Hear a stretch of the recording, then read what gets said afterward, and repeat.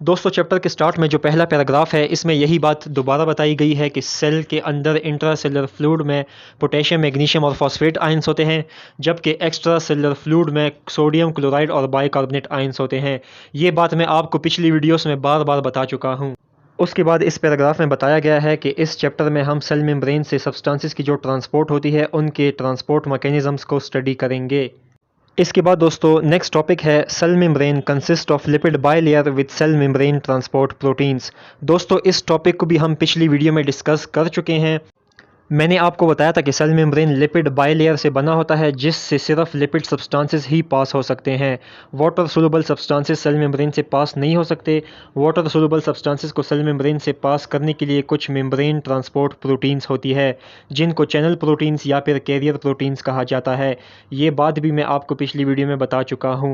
Channel proteins selective होते हैं specific molecules के लिए, यानी कि सिर्फ स्पेसिफिक मॉलिक्यूल्स ही चैनल प्रोटीन से पास हो सकते हैं। इसके बाद दोस्तों नेक्स्ट टॉपिक है डिफ्यूजन वर्सेस एक्टिव ट्रांसपोर्ट। सबसे पहले हम डिफ्यूजन की बात करते हैं। डिफ्यूजन में क्या होता है कि रैंडम मॉलिक्यूलर मूवमेंट होती है सब्सटेंसेस की थ्रू सेल मेम्ब्रेन। डिफ्यूजन जो है ये इंटरमॉलिक्यूलर स्पेसेस के थ्रू भी हो सकती है और ये कैरियर प्रोटीन के साथ कम्बिनेशन में भी हो सकती है। डिफ्यूजन के लिए काइनेटिक एनर्जी रिक्वायर होती है। अब दोस्तों जो एक्टिव ट्रांसपोर्ट है उसमें against the concentration gradient transport होती है सब्सटेंसेस की through cell membrane. Active transport में जो मूवमेंट है सब्सटेंस की वो लोअर से हायर कंसंट्रेशन की तरफ होती है। एक्टिव ट्रांसपोर्ट के लिए काइनेटिक एनर्जी के अलावा एटीपी की एनर्जी भी रिक्वायर होती है। फॉर एग्जांपल सोडियम की कंसंट्रेशन सेल के आउटसाइड ज़्यादा होता है, तो सोडियम की एक्टिव ट्रांसपोर्ट इनसाइड से आउटसाइड की तरफ होगी जहाँ पे ऑलरेडी काफ़ी सारे सोडियम आयंस प्रेजेंट हो। इसी को अगेंस्ट द कंसंट्रेशन ग्रेडियंट कहते हैं, क्योंकि जहाँ पे सोडियम की कंसंट्रेशन हाई हो वहाँ पे मज़ीद सोडियम की एक्टिव ट्रांसपोर्ट होती है। और मैंने आपको बताया था दोस्तों कि एक्टिव ट्रांसपोर्ट लोअर कंसंट्रेशन से हायर कंसंट्रेशन की तरफ होती है। अब दोस्तों नेक्स्ट टॉपिक है डिफ्यूजन, जिसमें इन्होंने डिफ्यूजन के एक एग्जांपल के बारे में बताया है। हमारे पास एक मॉलिक्यूल ए होता है और दूसरा मॉलिक्यूल बी होता है। Molecule a random kinetic motion में होता है जबकि मॉलिक्यूल बी स्टेशनरी होता है।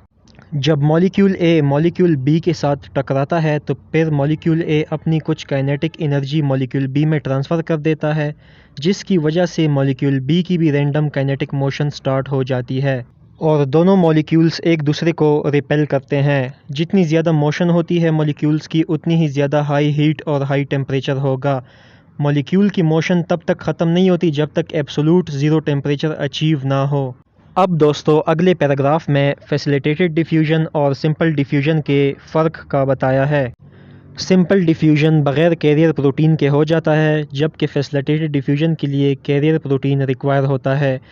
फैसिलिटेटेड डिफ्यूजन में क्या होता है कि जो सब्सटेंस ने ट्रांसपोर्ट होना होता है वो सब्सटेंस कैरियर प्रोटीन के साथ बाइंड हो जाता है और कैरियर प्रोटीन उस सब्सटेंस को अपने साथ बाइंड करवा के दूसरे साइड पे ट्रांसपोर्ट करवा देता है। जबकि सिंपल डिफ्यूजन में जो लिपिड सोलुबल सब्सटेंसेस होते हैं वो सेल मेम्ब्रेन से डायरेक्टली पास हो जाते हैं।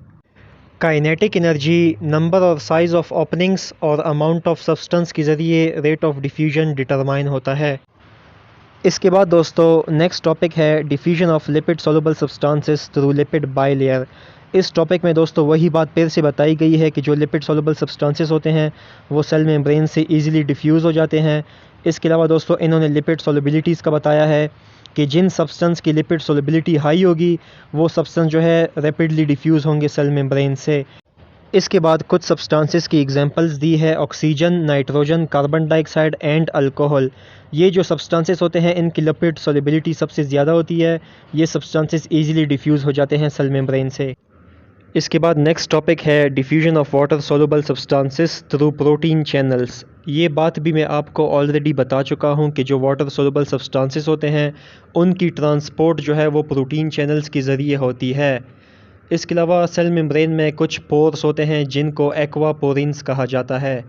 ये जो एक्वापोरिन्स है ये वाटर को पास करवाते हैं सेल मेम्ब्रेन से। एक्वापोरिन्स इतने नैरो होते हैं कि इससे सिर्फ वाटर ही पास हो सकता है, वाटर के अलावा बाकी सब्सटेंसेस पास नहीं हो सकते। एक्वापोरिन्स के 13 डिफरेंट टाइप्स होते हैं ह्यूमन सेल्स में। दूसरे टॉपिक में बताया है कि जिन मॉलिक्यूल्स का डायमीटर छोटा होता है वो सेल मेम्ब्रेन से आसानी से पास हो जाते हैं, जिन मॉलिक्यूल्स का डायमीटर बड़ा होता है वो सेल मेम्ब्रेन से मुश्किल से पास होते हैं। फिर इन्होंने बताया है कि यूरिया का डायमीटर जो है वो 20% बड़ा होता है वाटर से, जिसकी वजह से वाटर आसानी से पास होता है, जबकि यूरिया मुश्किल से पास होता है सेल मेम्ब्रेन से because of its large diameter. इसके बाद नेक्स्ट टॉपिक है selective permeability and getting off channel. इस टॉपिक में दोस्तों बताया गया है कि जो प्रोटीन चैनल्स होते हैं वो सेलेक्टिवली परमेबल होते हैं सेलेक्टिव मॉलिक्यूल्स के लिए। फॉर एग्जांपल जो एक्वापोरिन्स होते हैं वो सेलेक्टिव होते हैं वाटर के लिए, सिर्फ वाटर को पास होने देते हैं, बाकी चीज़ों को पास नहीं होने देते। इसी को जो है सेलेक्टिव परमेबिलिटी कहते हैं। इसके बाद इन्होंने प्रोटीन चैनल्स के गेटिंग के बारे में बताया है कि हमारे पास दो किस्म की गेटिंग होती है, एक वोल्टेज गेटिंग और दूसरा केमिकल गेटिंग। वोल्टेज गेटिंग में क्या होता है कि किसी ख़ास प्रॉपर वोल्टेज के ऊपर गेट जो है वो ओपन या क्लोज़ होते हैं। इसके बाद दूसरा है केमिकल गेटिंग, जिसमें एक केमिकल सब्सटेंस होता है जिसको लिगेंड कहते हैं। जब ये लिगेंड जो है ये प्रोटीन चैनल के साथ बाइंड होता है तो जिसकी वजह से प्रोटीन चैनल में कन्फर्मेशनल चेंजेस आ जाते हैं, जिसकी वजह से प्रोटीन चैनल का जो गेट है वो ओपन या क्लोज़ होता है। इसके बाद केमिकल लिगेंड गेटिंग में एसिटाइल कोलिन चैनल का एग्जांपल दिया है कि जो एसिटाइल कोलिन चैनल होता है उसका जो गेट है वो एसिटाइल कोलिन ओपन या क्लोज़ करवा देता है। एसिटाइल कोलिन जो है ये नेगेटिवली चार्ज पोर प्रोवाइड करता है जिसका डायमीटर 0.65 नैनोमीटर होता है। इस नेगेटिवली चार्ज पोर से अनचार्ज मॉलिक्यूल्स पास हो सकते हैं और इसके अलावा जो स्मॉल पॉजिटिव आयंस होते हैं वो इस नेगेटिवली चार्ज पोर से पास हो सकते हैं। केमिकल लिगेंड गेटिंग जो होती है ये नर्व सिग्नल की ट्रांसमिशन में हेल्प करती है एक नर्व सेल से दूसरी नर्व सेल में। इसके बाद नेक्स्ट टॉपिक है open state versus close state of gated channels. इस टॉपिक में सिर्फ यही बताया गया है कि जो प्रोटीन चैनल्स होते हैं उनके गेट या तो कम्प्लीटली ओपन होंगे या कम्प्लीटली क्लोज होंगे। ये नहीं है कि गेट आधे ओपन हो आधे क्लोज हो। इसके अलावा इन्होंने बताया है कि इन बिटवीन वोल्टेजेस ये जो गेट होते हैं ये स्नैप ओपन और स्नैप क्लोज होते हैं, ठीक है ना। और इसी को जो है ऑल और नन फिनोमिना भी कहते हैं। बस इस टॉपिक में सिर्फ यही बताया गया है। इसके बाद नेक्स्ट टॉपिक है patch clamp method for recording ion current flow through single channels. Patch clamp method में हमारे पास एक माइक्रो पिपेट होता है जो कि रिकॉर्डर के साथ अटैच हुआ होता है। सबसे पहले स्टेप में हम माइक्रो पिपेट को सेल मेम्ब्रेन के आउटर सरफेस पे रखते हैं। फिर माइक्रो पिपेट का सक्शन फोर्स अप्लाई किया जाता है जिसकी वजह से सेल मेम्ब्रेन का छोटा सा हिस्सा माइक्रो पिपेट के टिप में आ जाता है जिसमें सिंगल प्रोटीन चैनल भी लगा होता है। सेल मेम्ब्रेन के इस छोटे से हिस्से को माइन्यूट मेम्ब्रेन पैच कहा जाता है जिसके ज़रिए हम इलेक्ट्रिकल करंट फ्लो को रिकॉर्ड कर सकते हैं। इसके अलावा सिंगल मेम्ब्रेन पैच में जो सिंगल चैनल प्रोटीन होता है उसकी प्रॉपर्टीज़ को स्टडी करने के लिए हम पैच क्लैम्प मेथड को यूज़ करते हैं और पैच क्लैम्प मेथड के ज़रिए हम वोल्टेज को भी चेंज कर सकते हैं टू अ गिवन वोल्टेज। इसके बाद नेक्स्ट टॉपिक है facilitated diffusion requires carrier protein, जो कि मैं आपको ऑलरेडी बता चुका हूँ। लेकिन इस टॉपिक में इन्होंने इस ग्राफ के हवाले से बताया हुआ है कि अगर हम किसी सब्सटेंस की कंसंट्रेशन को इंक्रीज़ करें तो सब्सटेंस की कंसंट्रेशन इंक्रीज़ करने पर रेट ऑफ सिंपल डिफ्यूजन भी इंक्रीज़ हो जाता है और रेट ऑफ फैसिलिटेटेड डिफ्यूजन भी इंक्रीज़ हो जाता है। लेकिन फिर एक पॉइंट ऐसा आ जाता है जिस पे हम अगर किसी सब्सटेंस की कंसंट्रेशन को इंक्रीज़ करें तो उस पॉइंट पे फैसिलिटेटेड डिफ्यूजन का जो रेट है वो मज़ीद इंक्रीज़ नहीं होता। इस पॉइंट को वी मैक्स बोलते हैं, यानी कि वी मैक्स पॉइंट पे फैसिलिटेटेड डिफ्यूजन का रेट मज़ीद इंक्रीज़ नहीं होता, जबकि जो सिंपल डिफ्यूजन है वो सब्सटेंस की कंसंट्रेशन के इंक्रीज़ करने के साथ साथ मज़ीद इंक्रीज़ होता जाता है। फैसिलिटेटेड डिफ्यूजन में क्या होता है कि जो कैरियर प्रोटीन होता है उसमें एक पॉइंट होता है जिसको बाइंडिंग पॉइंट बोलते हैं।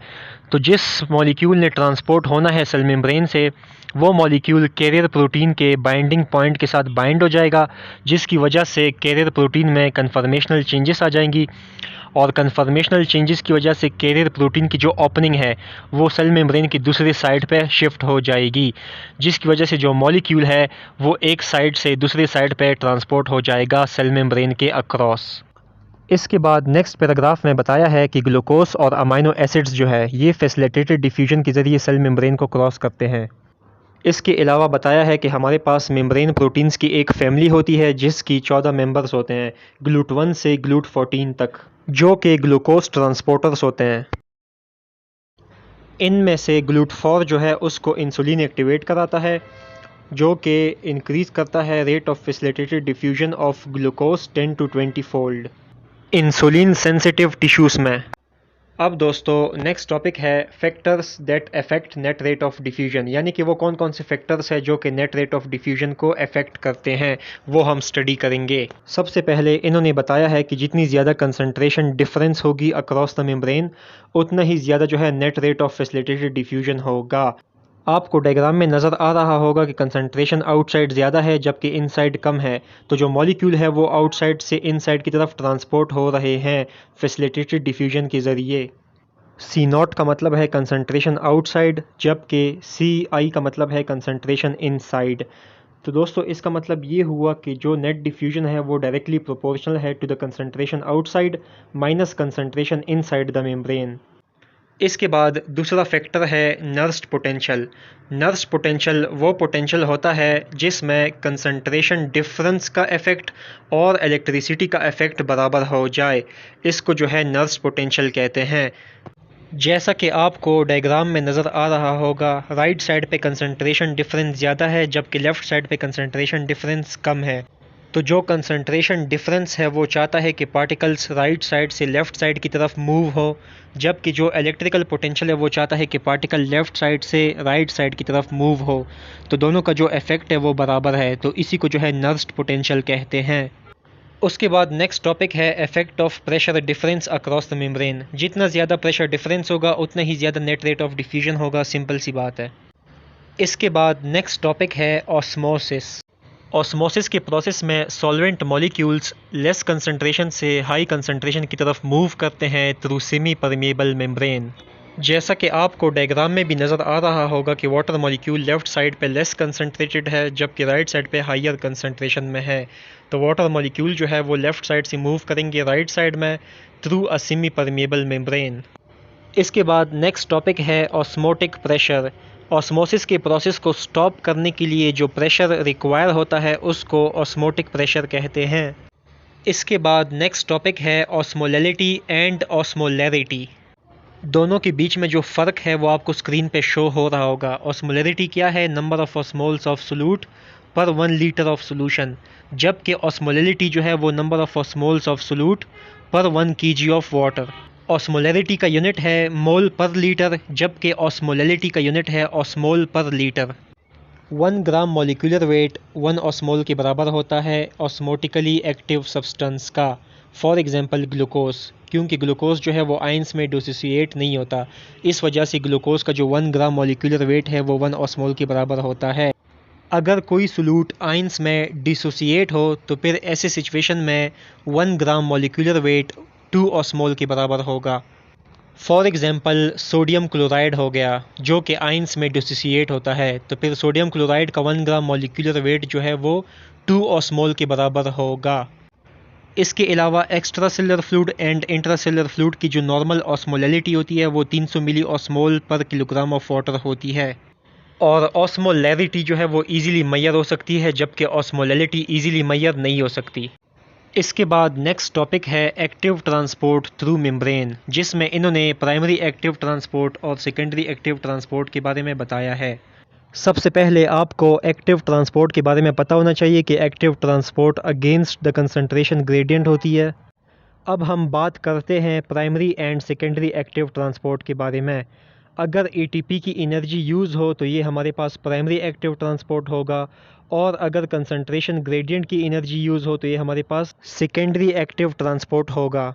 उसके बाद प्राइमरी एक्टिव ट्रांसपोर्ट की एग्जांपल दी है जिसमें सोडियम पोटेशियम पंप के बारे में बताया है। सोडियम पोटेशियम पंप 3 सोडियम को सेल से बाहर लाता है जबकि 2 पोटेशियम को सेल के अंदर ले जाता है। चूँकि ये प्राइमरी एक्टिव ट्रांसपोर्ट है तो इसमें एटीपी की एनर्जी यूज़ होगी और एटीपी जो है वो एडीपी और इनऑर्गेनिक फॉस्फेट में कन्वर्ट होगा। इसके बाद नेक्स्ट पैराग्राफ में बताया है कि ये जो सोडियम पोटेशियम पंप होता है इसके 2 सब यूनिट्स होते हैं। एक अल्फ़ा सब यूनिट जो कि लार्जर सब यूनिट होता है जिसका मॉलिक्यूलर वेट 100,000 होता है, जबकि दूसरा सब यूनिट स्मॉलर सब यूनिट होता है जिसको बीटा सब यूनिट कहते हैं, जिसका मॉलिक्यूलर वेट 55,000 होता है। अल्फ़ा सब यूनिट पे 2 बाइंडिंग साइट्स होती है पोटेशियम के लिए ऑन द आउटसाइड, जबकि 3 बाइंडिंग साइट्स होती है सोडियम आयंस के लिए on the inside of the cell. इसके अलावा लार्जर सब यूनिट में एटीपेज एक्टिविटी भी होती है। एटीपेज एक्टिविटी में क्या होता है कि एटीपी की क्लीवेज होती है और एटीपी कन्वर्ट हो जाता है इनटू एडीपी और इनऑर्गेनिक फॉस्फेट, जो कि मैं आपको अभी थोड़ी देर पहले बता चुका हूँ। इसके बाद नेक्स्ट टॉपिक है electrogenic nature of sodium potassium pump. चूँकि सोडियम पोटेशियम पंप 2 पोटेशियम को बाहर से अंदर की तरफ लाता है, जबकि 3 सोडियम को अंदर से बाहर की तरफ मूव करवाता है, जिसकी वजह से इलेक्ट्रिकल पोटेंशियल डेवलप होता है अक्रॉस द सेल मेम्ब्रेन। इस वजह से सोडियम पोटेशियम पंप को इलेक्ट्रोजेनिक भी कहा जाता है, क्योंकि ये इलेक्ट्रिकल पोटेंशियल डेवलप करता है। इसके बाद नेक्स्ट टॉपिक है primary active transport of calcium ions.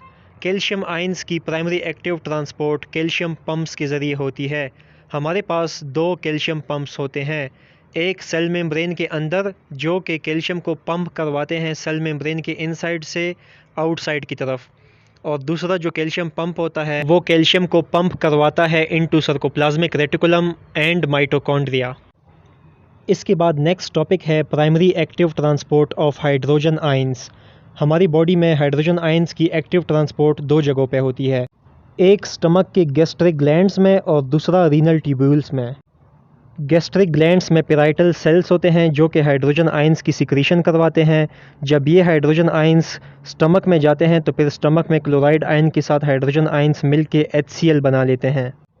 इसके बाद जो रीनल ट्यूब्यूल्स होते हैं उसमें स्पेशल इंटरकलेटेड सेल्स होते हैं जो कि हाइड्रोजन की प्राइमरी एक्टिव ट्रांसपोर्ट करवाते हैं ब्लड से यूरिन में। तो जब हाइड्रोजन आयंस ब्लड से यूरिन में जाते हैं तो फिर यूरिन में जो है हाइड्रोजन आयंस बॉडी से एक्सक्रीट आउट हो जाते हैं। इसके बाद नेक्स्ट टॉपिक है सेकेंडरी एक्टिव ट्रांसपोर्ट, जिसमें को ट्रांसपोर्ट एंड काउंटर ट्रांसपोर्ट के बारे में बताया है। सबसे पहले आपको को ट्रांसपोर्ट एंड काउंटर ट्रांसपोर्ट का पता होना चाहिए। को ट्रांसपोर्ट में दोनों सब्सटेंसेस एक ही डायरेक्शन में ट्रांसपोर्ट होती हैं, जैसा कि आपको डायग्राम में नज़र आ रहा होगा। सोडियम एंड ग्लूकोज दोनों एक ही डायरेक्शन में ट्रांसपोर्ट हो रहे हैं, इसको को ट्रांसपोर्ट बोलते हैं। जबकि जो काउंटर ट्रांसपोर्ट है उसमें दोनों सब्सटेंसेस एक दूसरे के ऑपोजिट डायरेक्शन में ट्रांसपोर्ट होते हैं। पेपर में अगर सेकेंडरी एक्टिव ट्रांसपोर्ट पे क्वेश्चन आ जाए तो इसमें आपने ग्लूकोज और सोडियम को ट्रांसपोर्ट का भी बताना है, और इसके अलावा आपने sodium calcium hydrogen counter transport का भी बताना है। तो गाइस यहाँ पे हमारा चैप्टर 4 कंप्लीट हो चुका है। इस चैप्टर में सारे के सारे टॉपिक्स इंपॉर्टेंट है एग्ज़ाम के हवाले से। तो फिर नेक्स्ट वीडियो में हम लोग चैप्टर 5 स्टार्ट करेंगे, और अगर आपने चैनल को अभी तक सब्सक्राइब नहीं किया तो चैनल को लाजमी सब्सक्राइब करें और बेल आइकन लाजमी क्लिक करें। तो फिर मिलते हैं नेक्स्ट वीडियो में, तब तक के लिए दुआओं में याद रखिएगा। अल्लाह हाफिज़।